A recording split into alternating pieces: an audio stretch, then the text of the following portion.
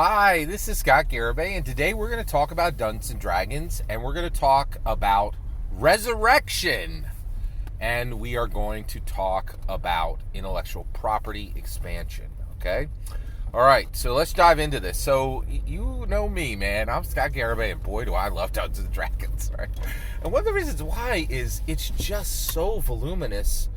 And the biggest thing I think I really just absolutely adore about Dungeons and Dragons is it has so much. It is this catalyst that was built by Gary Gygax that I don't think anybody on the planet understood until he died, and then I understood Dungeons and Dragons after he died and saw the whole thing in perspective from a specific vantage.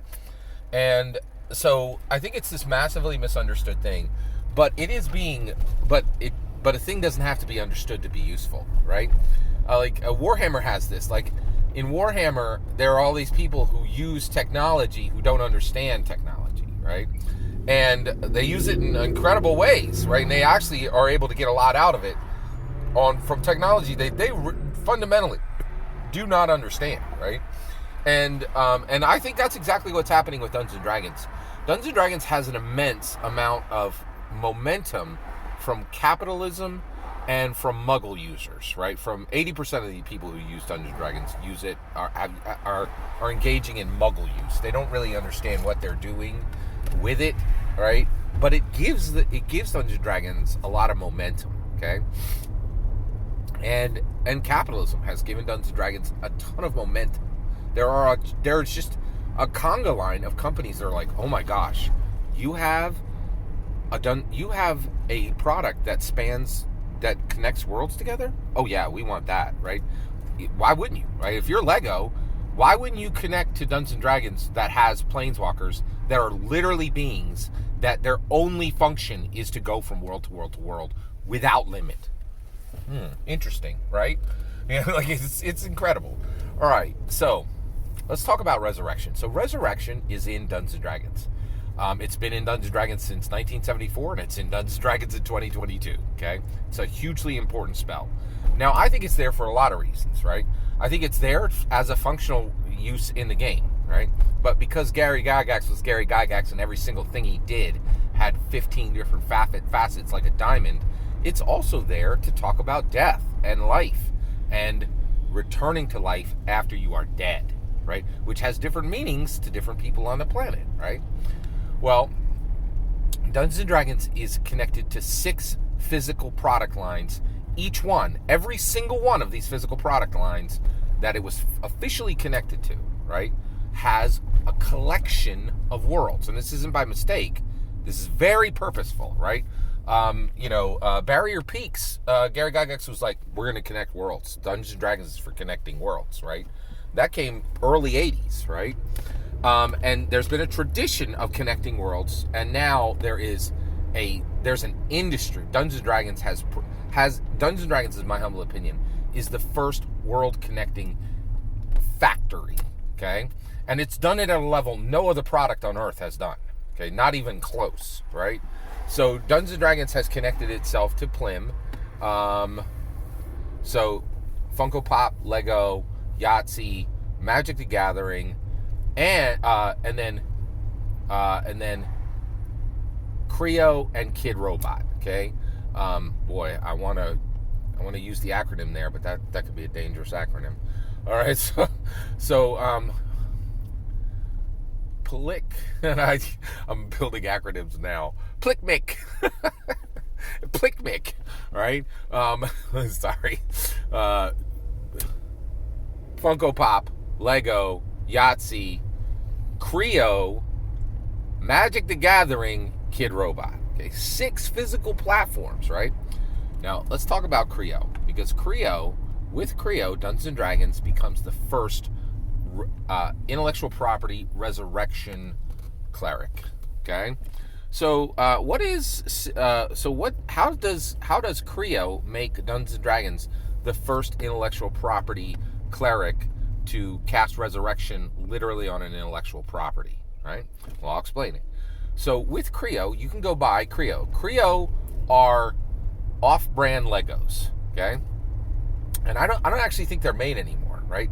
But they made multiple lines, and here's what the lines were: official Dungeons & Dragons, and each one of these was like a Lego set. You could build these themed licensed products, and you could click them all together exactly like Lego, right? Lego has been in the build.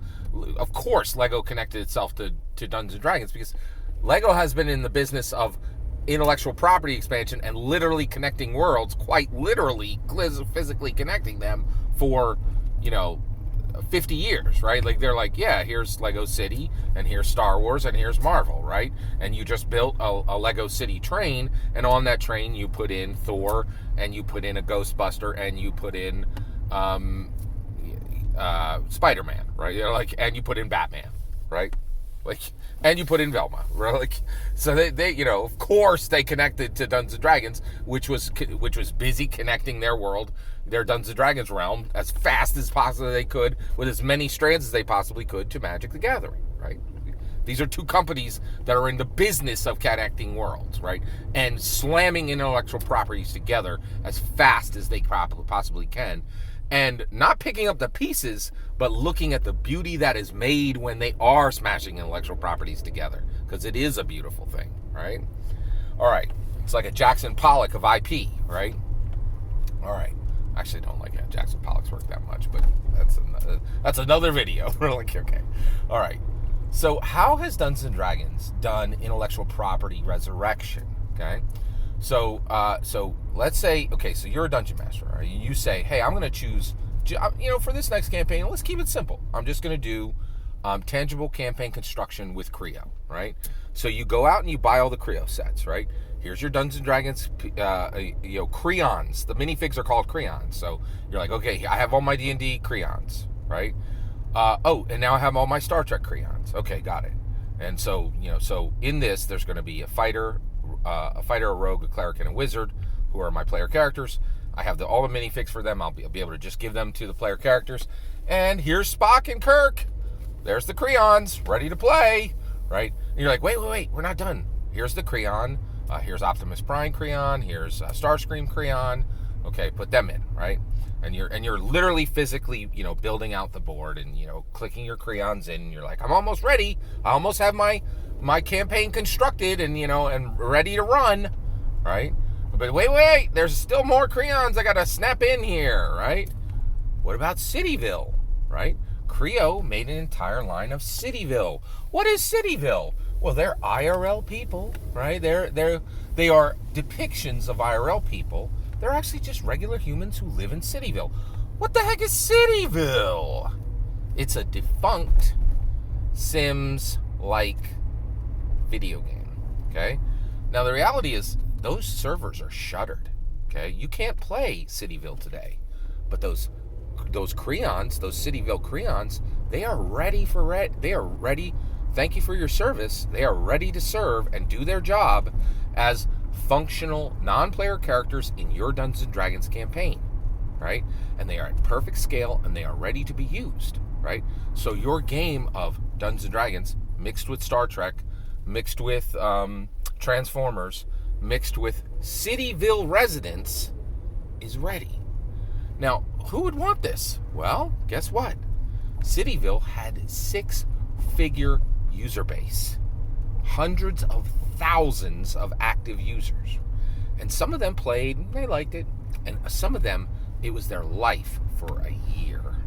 And they are eager to return to Cityville. But they can't because the servers are shuttered, right? So, where can they live in Cityville again? Where can they have access to their Cityville characters, right?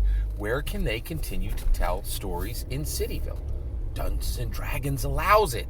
Dungeons & Dragons officially connected themselves officially to Cityville through Creo, right? And said, all these figures are the same scale. They are intended to be clicked onto the same basis.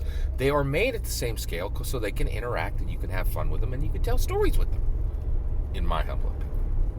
All right? And the reality is, tons of other schmuck video games are out there and they're dead. And their servers are shuttered and you can go kick rocks. You have no ability. You are not permissioned by anyone to tell stories in that world again. But that's not the case with Dungeons and Dragons. In my humble opinion, the building of the Cityville Creons and the building of the official D&D Creons, and then being made at scale, and you being encouraged to use the products together, right? And the establishment of Dungeons and Dragons saying, yes, of course, we want you to mix these worlds together. We're showing you exactly how to do it. We started with Magic the Gathering, and we're continuing to show it you today, right? Then basically, Dungeons and Dragons literally becomes the first product in the world, the first activity in the world to give resurrection to a dead intellectual property. And so Cityville, unlike 1,000 other sad sack games that will never see the light of day and never have stories told in them again, Dungeons and Dragons is saying, resurrection, you are alive. Dungeons and Dragons keeps Cityville alive. All right? And the reality is, it doesn't matter if the servers are shutters. And this is what is transformative about Magic the Gathering and Dungeons and Dragons. This is what's transformative about Dungeons and Dragons. They're like, these lived on a server. It doesn't matter that they lived on a server. We created physical remembrances of Cityville and said, when you think of Dungeons and Dragons, think of Cityville. When you think of Cityville, think of Dungeons and Dragons. Don't ever forget one from the other. And as long as Dungeons & Dragons is alive, Cityville is alive, and no server is needed. And the stories that can be told there are 1,000 times more powerful than were ever told when the servers were up. That's resurrection in a perfect body. Cityville is better today than it was when it was a functioning video game.